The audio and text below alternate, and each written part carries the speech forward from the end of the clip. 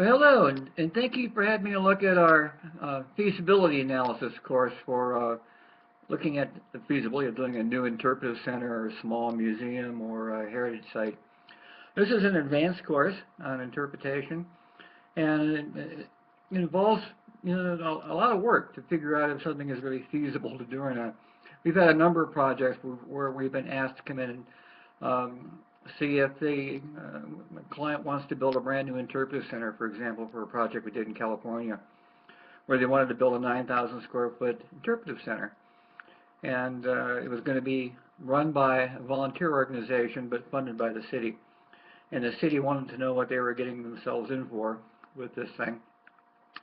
And what we found out is when we ran all the numbers and looked at what the overhead would be and looked at where funding was going to come from to pay for staff and pay for exhibits, pay the electric bill, pay the phone bill, we figured out how much money they had to bring in every month just to pay all their monthly bills. And the city was going to give them some money to get things going. They were going to give them money for 5 years. And the first year they get $1 million, and the second year they get $700,000, and then by year 5 they get nothing. They're on their own. And what we found out when we ran all the numbers was that they couldn't afford it. That when the money ran out, they had no other money coming in really that was sustainable. And so not only could they not afford a 9,000 square foot building, they also couldn't afford a 4,000 square foot building either. So the whole thing was dropped.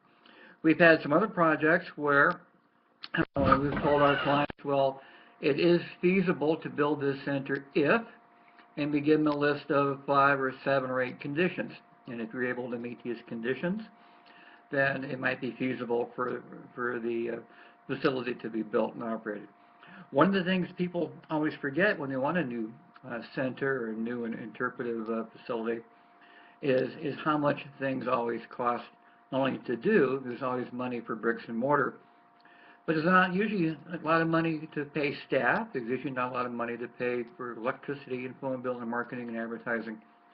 And so the feasibility study looks at all these things and says that, okay, when everything comes together, when you look at all the cash coming in and all the cash that needs to go out, this is how much money you need to have coming in to be able to pay for all the things that need to go out. And if you are able to do that, then and you're able to do it over at least 5+ years, then it might be feasible.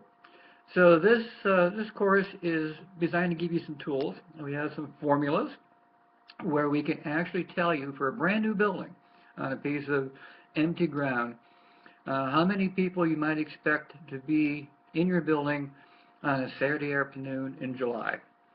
And with that number of people that would be in your building at one time, it's called people at one time, we multiply that by 25 square feet of floor space needed per visitor. So if you have 500 people that want to be in that building at one time, you multiply it by 25, and that tells you how much floor space you have to have for people. And all of a sudden, the building starts to get bigger. It also tells you how many restrooms you need and how many parking spaces you need in the parking lot.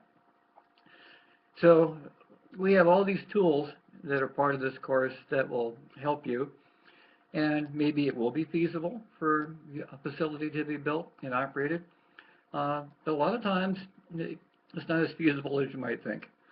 So this is a good way to kind of check into it really pretty carefully. Use that math course that you really didn't like back in high school, because we'll use that a lot to figure out just if it is feasible for you to develop a facility.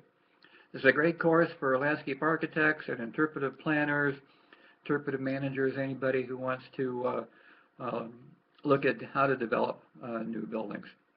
So if you have any questions, please feel free to get in touch. Like I said, we've done a number of these, and as part of the course, I'll be sending examples of some of the feasibility work that we've done as teaching aids. So I hope you have a look at the course. If you find it interesting, you can sign up here on our webpage. And if you have any questions, just feel free to give me a call, and I'll be happy to chat with you. Thanks. Bye-bye.